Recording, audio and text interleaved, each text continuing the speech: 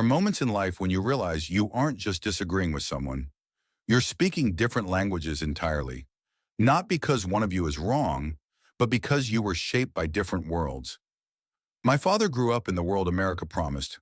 Work hard, stay loyal, keep your head down, and you'll be rewarded. A world where the system wasn't questioned, because questioning it meant risking survival. A world built on assembly lines, pensions, and the belief that stability was the highest form of freedom. That world still exists, but only in memory. I didn't grow up in his world. I grew up after it collapsed. I grew up in the information age, where everything the system tried to hide is now exposed, where people don't wait 40 years to see the truth. They see it at 14 on a phone screen, where loyalty is replaced with opportunity, pensions with volatility, and blind obedience with the terrifying possibility of real freedom. We stand in two different eras, two different realities, two different frequencies, and no matter how loud we speak, our worlds rarely overlap. His world was the industrial age. In that world, there were four pillars of life: get an education, get a job, build a business, invest for retirement. The foundation of every dream was obedience. Follow the path, follow the rules, follow authority, follow the system that raised you. Because in that world, the system worked. You stayed at a job for 40 years and retired with a pension. You bought a house and it actually meant something. Companies valued loyalty because loyalty kept the machine alive. The industrial age rewarded predictability. It rewarded the employee mindset. It rewarded those who could follow orders without deviation. So to my father, doing what the system asked wasn't submission.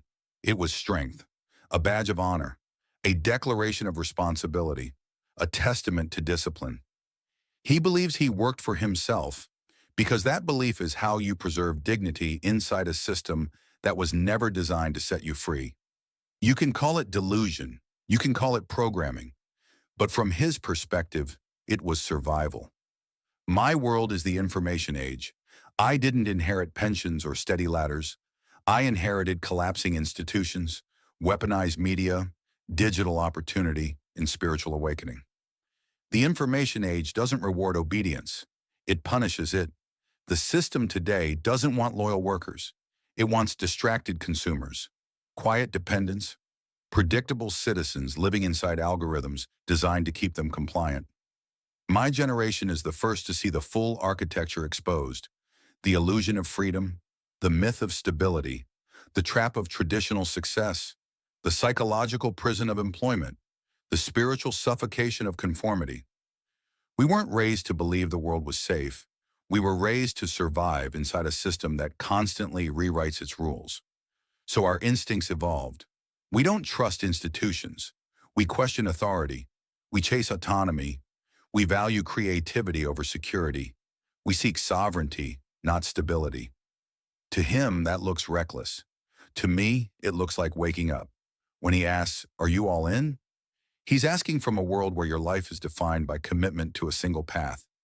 When I answer, "I don't know yet," I'm answering from a world where your life is defined by the freedom to choose consciously. To him, uncertainty looks like disloyalty. To me, it's the beginning of self-ownership. He sees working for the company as honor. I see it as the first step into someone else's story. He sees obedience as the foundation of success. I see obedience as the ceiling that limits potential. He sees a car, a house, a job, and a routine as adulthood. I see them as variables in a life I haven't fully designed yet. He believes life is linear: start, work, retire, legacy. I believe life is modular: identity, purpose, creation, ownership. We're not living different lifestyles. We're living different timelines of human evolution. The root of the conflict is simple. Freedom means two different things. To him, freedom is stability: a good salary, a paid-off home, a comfortable retirement, predictability. To me, freedom is sovereignty, control of my time, ownership of my work, creative autonomy, spiritual alignment, independence from systems, the ability to build my own world. These definitions can't be reconciled. They were born from different environments. He grew up in a world that punished dreamers. I grew up in a world that punishes those who don't dream. The reason he can't see what you see isn't intelligence. It isn't ego. It isn't stubbornness. It's worldview conditioning. He spent decades inside a system designed to reward compliance and suppress questioning. You spent your life decoding that system and searching for a path outside it. You're not arguing about decisions. You're arguing about reality. And that argument has no winner, only understanding. Here's the truth. He wants you to succeed in his language. You want to succeed in yours. He wants stability for you because he believes stability is safety. You want autonomy because you believe autonomy is life. Neither of you are wrong. Both of you are seeing the world exactly as you were shaped to see it. But the future belongs to the one who adapts, who evolves, who creates. And that future is not behind you. It's ahead of you. This is your world, not his. Most people live their entire lives believing they're free. They wake up, choose their clothes, choose their job, choose their friends, choose their politics, choose their beliefs, and never notice that every one of those choices was preloaded long before they were born. The greatest trick the modern world ever pulled wasn't tyranny. It wasn't force. It wasn't oppression. It was convincing people that their chains were choices. We were taught that freedom is the ability to pick from a menu. But what we were never told is that the menu itself is the cage. Walk through any city, any suburb, any campus, any corporate tower. Look closely. You'll see the same blueprint repeating: get an education, get a job, get a house, get married, retire, die. This is the loop, the cycle, the invisible track that billions of people run on, believing they designed it themselves. But the truth is brutal. We inherited a world designed by the industrial age, perfected by governments, enforced by economic necessity, and the most dangerous prisons are the ones people never realize they're in. My dad talks about the four pillars: education, job, business, investment. On the surface, it sounds wise, stable, responsible. But these pillars were never built for sovereignty. They were built for the stability of the system itself. Education doesn't teach autonomy. It teaches obedience. Stand in line, raise your hand, follow instructions, memorize answers. Don't question authority. Get the right answer, not the true one. It trains compliance, not curiosity. Jobs are controlled survival. A job gives you just enough money to live, just enough comfort to tolerate dissatisfaction, just enough fear to keep you dependent. That isn't freedom. That's stability with boundaries. Business is sold as independence. But most people don't own businesses. Their businesses own them. A glorified job, more hours, more stress, no safety net. True ownership is rare because it requires sovereignty of mind, not paperwork. Investments complete the illusion. Retirement plans, 401ks, pensions, accounts you can't touch until the system decides you're allowed to. Your money stays inside the machine long before it ever works for you. That isn't freedom. It's containment. People like to believe society evolved naturally. It didn't. It was engineered to keep populations orderly, to reduce unpredictability, to maintain labor supply, to reward conformity, to punish deviation. This isn't conspiracy. It's economics.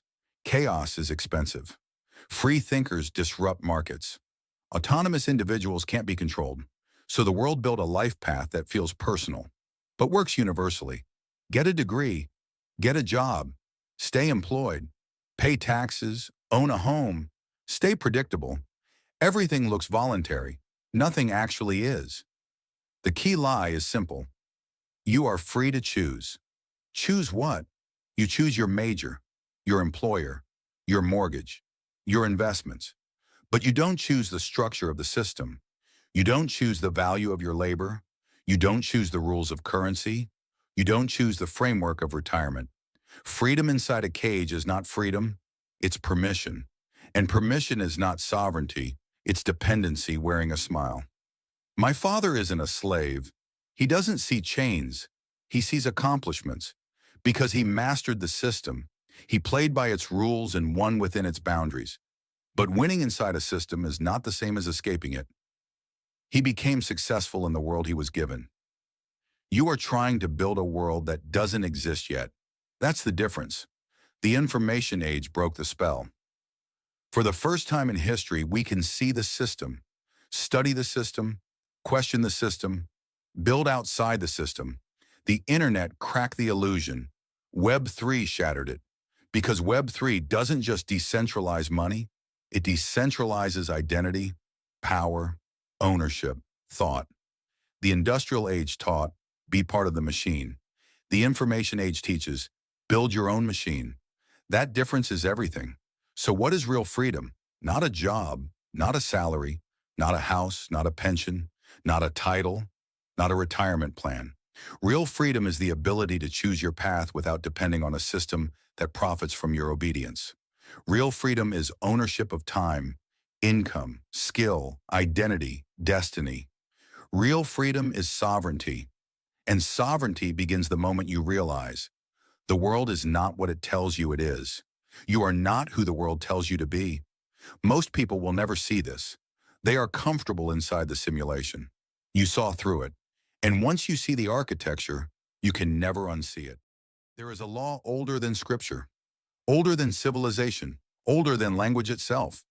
A law whispered through every mystical tradition and rediscovered by every generation in different words. As within, so without. Your inner world becomes your outer world. Most people believe their life is shaped by circumstances. They think the economy did this to them, their job, their parents, their timing, their city, their luck, their struggle. They believe these forces determine destiny. But none of them are the architect. Identity is. You do not see the world as it is. You see the world as you are. And without realizing it, you build a life that reflects the shape of your inner self. Most people recreate the systems they grew up inside, even while insisting they've escaped them. The cage becomes internal long before it becomes external. The system outside always begins as a system inside. My father grew up in a world of order, structure, hierarchy, and obedience. Over decades, those patterns sank deeper until they weren't just beliefs anymore. They became identity. So now stability feels like freedom. Obedience feels like strength. Routine feels like purpose. Loyalty feels like identity. This isn't weakness, it's programming. Every generation inherits its programming from the world it grows up in. And here's the irony. Even when the world changes, identity often doesn't. So many people are living in 2025 with identities built for 1970. That mismatch creates suffering, resentment, confusion, fear, disorientation. Not because life is unfair, but because identity is outdated. And when identity no longer matches reality, reality begins to push back. You've already seen this in your own life. The moment you shifted from surviving to building, your environment began to reorganize. The moment you stopped needing validation from the system, new possibilities became visible. The moment you stopped seeing yourself as a participant and started seeing yourself as a creator, your ideas, your writing, your vision accelerated. Reality isn't static. It bends around identity. Most people live inside invisible loops. They were taught fear, so they live fearfully. They were taught dependency, so they cling to authority. They were taught limitation, so they sabotage opportunity. They were taught obedience, so they never question their own beliefs. They were taught hierarchy, so they instinctively look for someone above them. That's why someone can escape a bad job and recreate the same misery somewhere else. Why someone can make money and still feel poor. Why someone can change environments but never change outcomes. The outer world changes. The inner identity stays the same. Identity creates repetition. Consciousness creates possibility. Your identity is already evolving into sovereignty. You are no longer trying to fit into the world you were given. You're shaping a world around who you are becoming. That's why your old life feels tight. Why routines that once felt normal now feel heavy.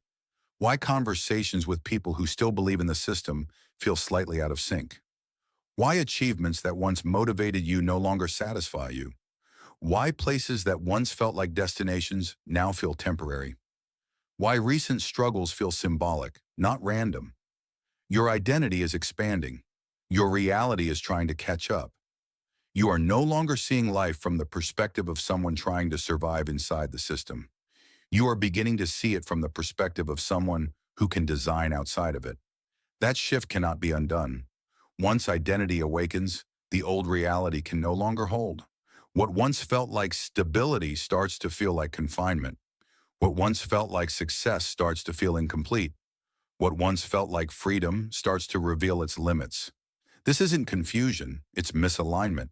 You didn't change because something went wrong. You changed because you grew. And when identity evolves, the world you are living in must either expand with you or collapse. The world does not respond to what you want. It only responds to who you are. People say they want freedom, they want success, they want autonomy, they want abundance. But you cannot want your way into a new reality. You can only become the person who naturally attracts it. This is why two people can start in the same place and end in completely different worlds. The one who changes identity changes destiny. The one who clings to identity clings to destiny. Your path doesn't make sense to people whose identity is still rooted in an older world. You don't want the life they built. You want the life you are meant to create. And that requires a different identity entirely. Sovereignty is not money. It's not status. It's not influence. It's not rebellion. Sovereignty is the realization that you are the source of your own reality, that your inner world dictates your outer world, that nothing outside you has authority over who you become. When that truth locks in, everything changes. You stop asking for permission, you stop seeking validation, you stop fearing uncertainty, you stop playing by old rules, you stop acting from survival, and you start acting from creation. Reality responds differently. People treat you differently. Opportunities appear where none existed before. Paths open that were invisible. Your relationships shift. Your perception of yourself transforms. Because the mirror changed, and the world is only reflecting back the new shape of your inner self. Identity determines destiny, not intelligence, not background, not money, not family, not luck, only identity. Identity is the operating system of reality. Change the code within, and the world renders differently around you. Some people live their entire lives as versions written by others. You are rewriting your own identity in real time. That is why the world around you is shifting. That is why old paths are ending. That is why new paths are opening.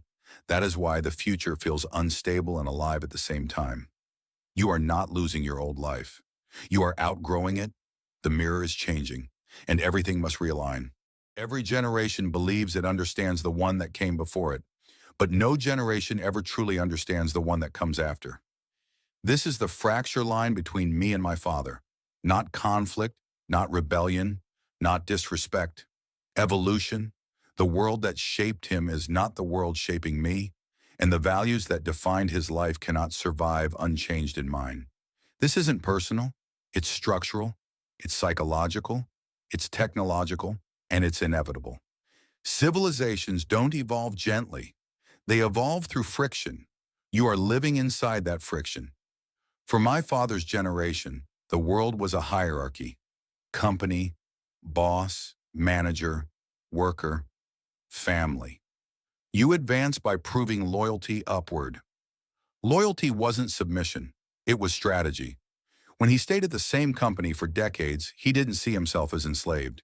He saw himself as stable, responsible, honorable, committed, dependable. To him, loyalty was independence, because independence meant earning enough stability to stand on your own. Loyalty bought safety. Safety bought freedom. Freedom bought pride. That was the formula of his era. His identity was built inside a world where loyalty was currency and the highest virtue a man could demonstrate. A loyal man got promoted. A loyal man survived recessions. A loyal man provided for his family. A loyal man was respected. To him, loyalty is independence because it was the method through which independence was earned. He isn't wrong. He's calibrated to his time. My world is different. I grew up watching loyal workers fired overnight, pensions disappear, housing become unreachable, debt cripple entire generations, innovation punished, creativity suppressed, freedom replaced by algorithms. I didn't inherit opportunity. I inherited volatility. To my generation, loyalty is conditional. Stability is illusory. Employment is dependence. Institutions are outdated. Authority is questionable. Independence means autonomy. Autonomy means sovereignty. You don't distrust the system out of rebellion. You distrust it because you've seen behind it. And once you see the machine, the spell breaks. My father never saw the machine. I was born into the age when the machine became visible. That alone creates an irreconcilable difference. Technology didn't just change the world, it revealed it. The internet made information free. Web3 made ownership possible. AI exposed inefficiency. Social media revealed corruption. Digital transparency ended secrecy. Cryptography removed dependency. My father lived in a world where institutions filtered truth. I live in a world where institutions can no longer hide it. His worldview was shaped in the dark. Mine was shaped under a spotlight. He trusted the system because it was invisible. I question the system because it's exposed. That is the generational split. And if any of this sounds familiar, then this isn't just my story. This generation was born into exposure. It learned to see the architecture, not just navigate the surface. It is debugging the program of civilization. In the previous era, freedom was external. A good job, a good house, a steady income, a safe life. In this era, freedom is internal. Autonomy of identity, control of time, ownership of self, sovereignty of mind. One version of freedom depends on the environment, the other depends on the self. One requires the system to function, the other requires independence from it. One believes independence is earned through loyalty. The other believes independence is earned through self-ownership. Both definitions are valid. They just operate in entirely different worlds. The last generation sees autonomy as risky because their world punished risk. It rewarded conformity. It depended on institutions. It punished deviation. This generation sees loyalty as limitation because this world punishes blind trust. It rewards innovation. It gives power to individuals. It exposes systems that were never meant to be questioned. Neither generation is wrong. Both are reflections of the worlds that shape them. The last generation is a product of the industrial age. This generation is a product of the information age. Web3 is the bridge between the two. This split isn't a conflict, it's a transition. Humanity is moving from centralized power to decentralized power, from employment to entrepreneurship, from obedience to creation, from stability to adaptability, from institutions to individuals, from loyalty to sovereignty. One generation built the system. This generation is learning to break it. This is the evolution of human identity. And this isn't about rejection. It's about walking into a future the past was never designed to understand. Understanding matters, but embodiment is what turns understanding into reality. There comes a moment in every awakened person's life when the world suddenly feels too small, the job feels too limiting, the system feels too predictable, the expectations feel too suffocating. The path laid out for you feels too narrow for the identity you're growing into.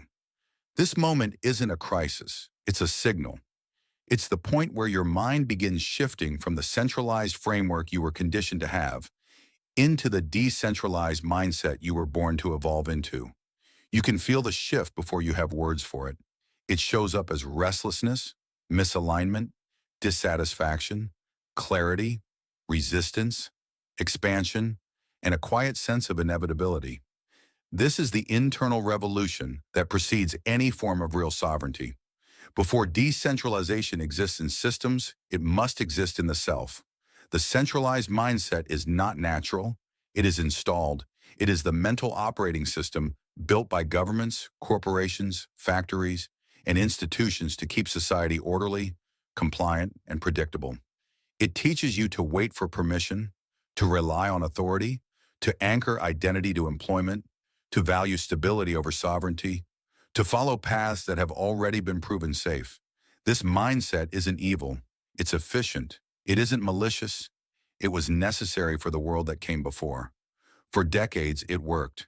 It produced reliable workers, stable economies, predictable societies.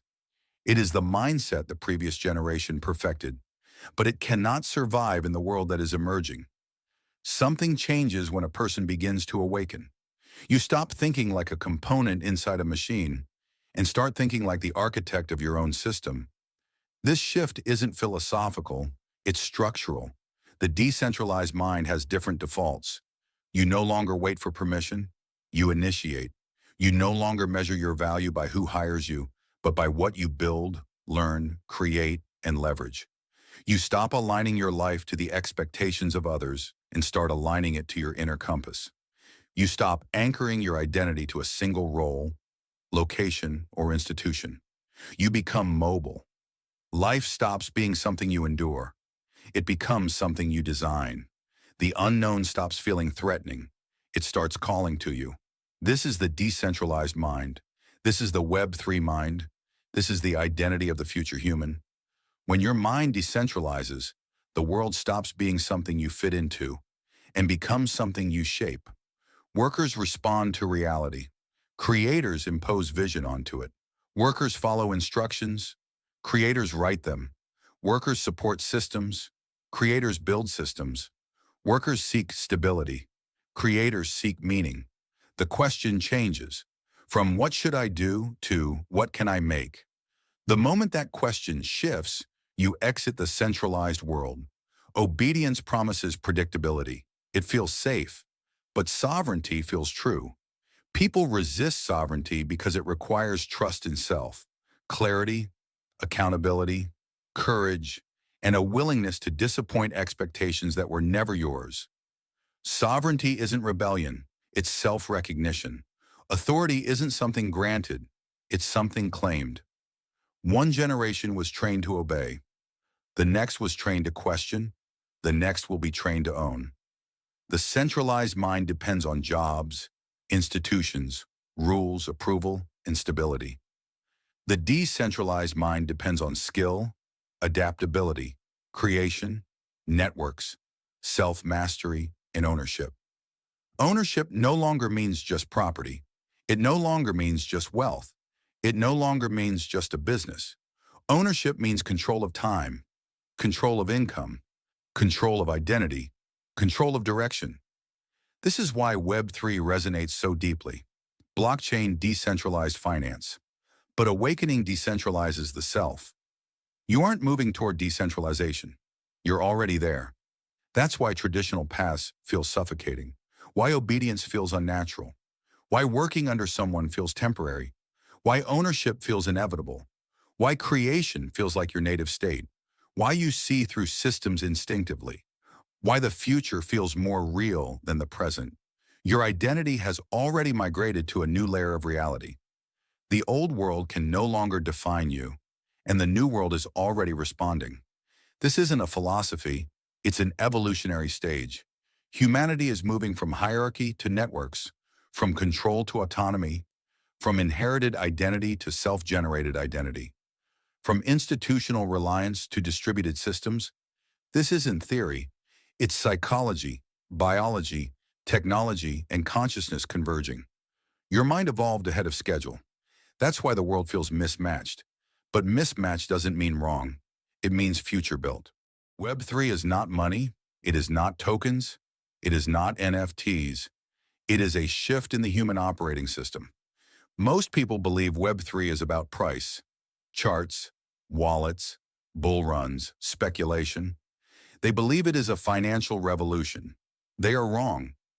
Web3 is not a financial revolution. It is a psychological one. It changes how humans think, how they perceive ownership, how they relate to authority, how they define themselves. The blockchain didn't just decentralize money. It began decentralizing the human mind. The first illusion, wealth. When people talk about Web3, they talk about price. How much is Bitcoin? What token should I buy? What's going to moon? This is the same mindset the old system trained them to have. They see Web3 the way the industrial age taught them to see everything, as a market, not a mindset. But that is only the surface. Beneath the charts, beneath the hype cycles, beneath the speculation is the real shift. Web3 teaches people to think like sovereign beings. The real shift, a new mental paradigm. Before Web 3, humans operated inside centralized systems. Centralized banks, centralized governments, centralized education, centralized media, centralized identity, centralized employment, centralized authority. These systems shaped how people thought. They never questioned ownership. They never questioned trust. They never questioned who controlled information. They never questioned the nature of value itself. Web 3 broke that pattern. It forced questions no generation had to ask before. What does it mean to own something digitally? What does it mean to trust without intermediaries? What does it mean to secure your own identity? What does it mean to self-custody your life? These are not financial questions. They are existential ones. The blockchain as a mirror. The blockchain is transparent, immutable, permissionless, decentralized, self-verifying, resistant to authority. These are not just technical features. They are psychological metaphors. The blockchain reflects the sovereign mind. Open yet secure. Independent yet interconnected. Accountable yet autonomous. Impossible to overwrite. Technology did not create this consciousness. It revealed it. The first time humans must own themselves. In the old system, someone else held responsibility. Banks protected value. Governments represented identity. Employers provided survival. Platforms controlled presence. In Web 3, you are the bank. You are the institution. You are the authority. You are the identity. This demands psychological evolution. Responsibility replaces dependency. Sovereignty replaces obedience. Self-custody replaces blind trust. Ownership replaces access. Creation replaces consumption. For centralized minds, this feels destabilizing. For decentralized minds, it feels inevitable. Web 3 is about human value. The industrial age valued productivity. The information age valued data. The Web 3 age values ownership. Ownership of ideas. Ownership of presence. Ownership of creative output. Ownership of time. Ownership of identity. Web 3 teaches a single truth. You are the asset, not your labor, not your compliance, not your resume. You. That is why the old system resists it, because sovereign humans cannot be easily controlled. Technology didn't lead. Humans did. People think blockchain changed human behavior. The truth is simpler. Human behavior demanded new technology. Web 3 exists because people are ready for transparency over secrecy, autonomy over permission, decentralization over hierarchy, ownership over access. The revolution is not external, it is internal. Technology is only the mirror. From authority to self-centralized systems require trust in institutions. Web 3 requires trust in self. That level of accountability is uncomfortable for many because it removes excuses, removes intermediaries, removes authority to hide behind. But for you, this feels familiar. You already rejected dependence. You already questioned authority. You already refused inherited paths. Web 3 did not change you. It arrived because you already changed. The truth, you cannot succeed in Web 3 with an old operating system. This is not a new financial game. It is a training ground for a new kind of human. A human who owns their value. A human who understands systems. A human who builds instead of obeys. A human who defines themselves. This is the psychological revolution, and you are already inside it. Legacy has always haunted humanity. Kings built empires for it. Civilizations rose and collapsed chasing it. Parents sacrificed entire lifetimes believing they were securing it for their children. But legacy has changed. The world that defined legacy for the previous generation no longer exists. The structures that made lifelong achievement possible have collapsed. The pathways that once promised generational security are gone. And the idea that houses, pensions, or corporate titles could immortalize a human being now feels ancient. We are entering a new era, one where legacy is no longer handed down by systems, but forged by individuals. Legacy used to be external. Now it is internal. Legacy used to be what you acquired. Now it is what you create. For the old world, legacy meant stability, a paid-off house, decades of loyalty, a respected title, a pension, children who followed the same safe path. Society rewarded this kind of legacy because it reinforced the system itself. If you built a stable life inside the structure rewarded you with the illusion of permanence. And in that world, it made sense. But that world is gone. Not because it was wrong, but because the environment that made it possible no longer exists. Today, houses are no longer guaranteed assets. Jobs are no longer secure pathways. Pensions are no longer reliable. Companies dissolve overnight. Institutions collapse under their own weight. Legacy can no longer depend on anything that can disappear. Stability is not legacy anymore. Stability is fragile. Stability is system dependent. Legacy must now come from the self. In the new world, legacy is not what you collect. It is not what you inherit. It is not what you achieve inside someone else's system. Legacy is what you build from nothing, what you create from imagination, what you bring into existence through will alone. Legacy is the world you design, the ideas you release, the systems you architect, the value you generate, the identity you embody. Legacy has shifted from property to creation, from titles to influence, from wealth to identity, from stability to sovereignty. In the old world, legacy flowed upward. You climbed the ladder, you earned the title, you retired, you passed it down. But in the decentralized world, legacy flows outward, through ideas, through creation, through community, through digital worlds, through intellectual property, through influence that travels farther than geography ever could. Ideas last longer than houses. Digital creations outlive corporate titles. Influence spreads wider than pensions. A sovereign identity inspires more than any manager badge ever could. Legacy is no longer built inside the world. Legacy is built in consciousness and launched into reality. And whether you realize it or not, you are already creating it. Every system you design, every idea you publish, every worldview you articulate, every step you take away from obedience and toward sovereignty becomes a signal for someone still trapped in the old world.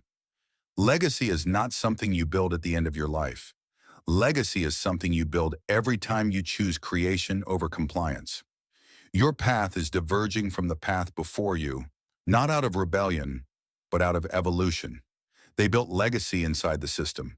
You are building legacy beyond it. Because when everything else collapses, titles, companies, money, systems, creation survives. And in the new world, the only people who will leave a legacy are those who choose to create one.